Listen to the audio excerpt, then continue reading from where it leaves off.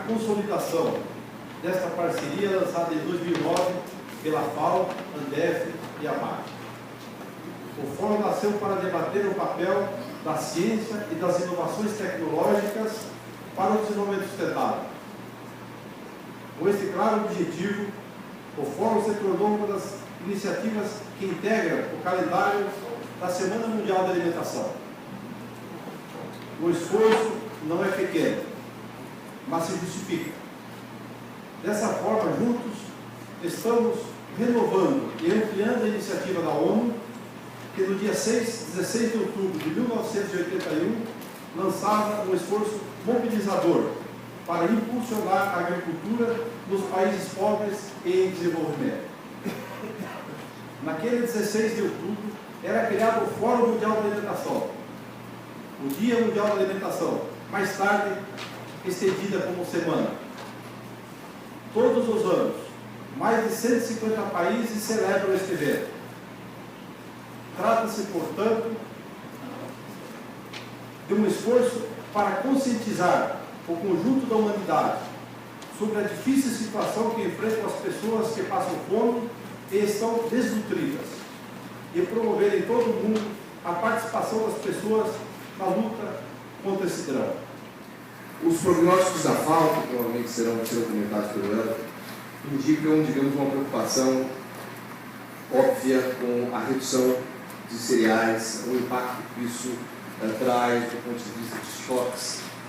Claro que, digamos, inclusive com recomendações formais da FAO, para que os países não entrem em pânico, não se, digamos, precipitem com a questão de estoques, não vetem exportações, como alguns países fazem. Isso tudo, obviamente, acaba trazendo uma onda, ou potencialmente uma onda de pânico negativo do ponto de vista de preços e impacto na inflação, principalmente impacto nos países mais pobres.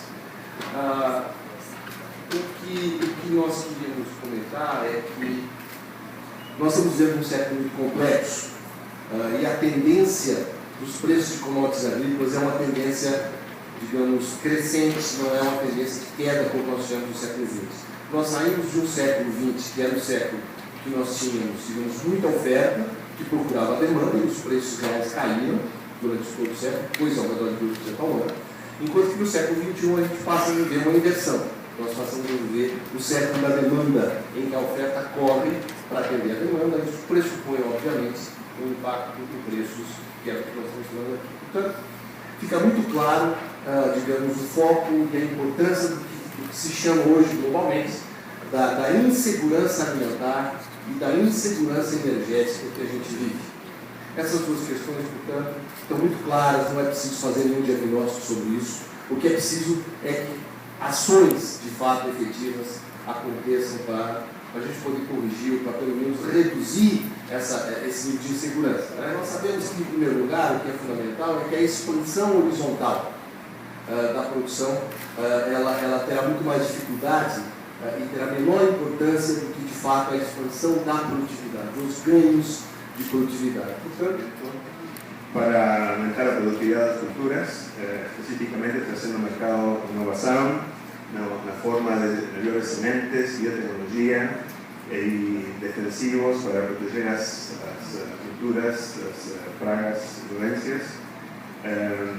E todo isto também desenvolvendo práticas para fazer a agricultura mais sustentável, como, por exemplo, o plantio direto, que esta indústria tem construção. 7 bilhões de habitantes no mundo, uma estimativa, também acredito que o Dr. Muteia vai nos trazer números mais atualizados, algo em torno de 870 milhões de pessoas que passam fome no mundo, ainda que 70% dessas pessoas estejam em lugares onde a atividade agrícola é a principal atividade econômica, que é um contrassenso. No Brasil, esse número é muito menor.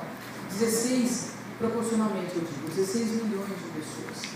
Mas, nesse evento da Secretaria que eu me referia, eu dizia, enquanto houver uma pessoa passando fome, e eu fiz uma menção que, naquele dia, nenhum de nós ali presentes tinha sentido o que é a fome, tinha sentido o sofrimento da fome. E eu ousaria arriscar repetir essa afirmação aqui. Talvez nenhum de nós que aqui esteja tenha de fato sentido o que é a fome, o sofrimento da fome. Para minha surpresa, a hora que eu estava deixando o evento, uma pessoa colocou a mão no meu braço e falou assim: a minha história, um dia eu vou contar para a senhora, eu passei muita fome. Só que, aí eu olhei para ele e eu falei, só que agora o senhor está muito bem nutrido, mas muito bem nutrido. Então, que é essa questão da educação alimentar. De criança é no amor. Depois de um pouco mais tempo de criança, é na dor. Então, nós temos a divisão clara daqueles que passam fome e daqueles que têm que fazer regime.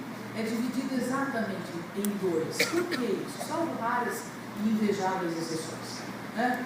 Eu perco os quilos e eles me acham. Todos eles me acham de novo. Então, essa questão mesmo da educação alimentar é importantíssima. Se nós conseguimos esses avanços no Brasil, sem dúvida nenhuma, é porque a nossa agricultura teve um papel extraordinário. Incorporou ciência, incorporou tecnologia, inovou, fez uma gestão melhor, os produtores se organizaram e a gente tem caminhado no sentido da segurança alimentar, bem colocada pelo Caio, da segurança energética, a gente tem caminhado nisso com um grande desafio que é a sustentabilidade. Num evento de ontem, de 30 anos da Embrapa Meio Ambiente, nossa parceira aqui do lado, falávamos muito do que é essa tal de sustentabilidade. Como medir isso?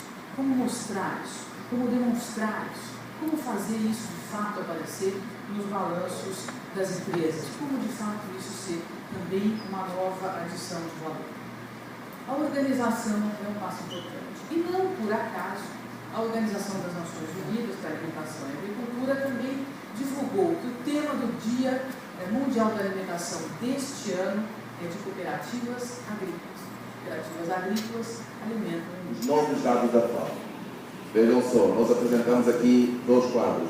Um que é o quadro de 90 e o outro que é a pizza de 2010, 2012, mais atualizado. São 868 milhões de pessoas que passam fome e que nós arredondamos para 870, exatamente o número que a senhora secretária Mónica mencionou. Próximo. Para dizer que continuamos numa situação difícil. 1 em cada 8 pessoas passa fome no mundo. É verdade que no ano passado nós falávamos de 1 em cada 7 pessoas. Há uma ligeira melhoria, mas continuamos com números inaceitáveis. Imaginem só se tirássemos 1 em cada 8 pessoas dessa sala e deixássemos apenas 2 dias sem comer, se não seria o caso da polícia militar. Próximo.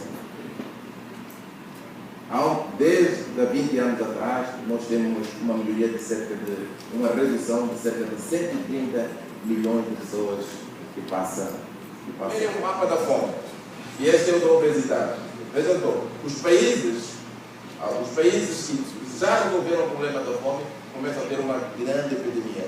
Nos Estados Unidos, veja só como é inverso o mapa. Parece até, o Togas conhece bem essa imagem, né? O oposto do outro, né? O negativo. Então, nos Estados Unidos, 1 em cada 3 pessoas é obesa. Quem viajou para os Estados Unidos muito recentemente deve imaginar essa situação. E virou uma epidemia. Tem gente morrendo de obesidade.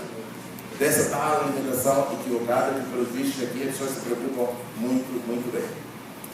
Então, é uma preocupação da FAO, sim, porque virou uma epidemia, virou um problema de saúde pública.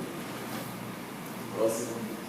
Este é o tema que já foi dito, é o tema de celebração das cooperativas. É o Ano Internacional de Cooperativas e nós celebramos este ano as cooperativas. O que o Sr. Ministro recebe neste momento é uma obra da artista esculpida em metal que traz a imagem de uma árvore de ipê amarelo.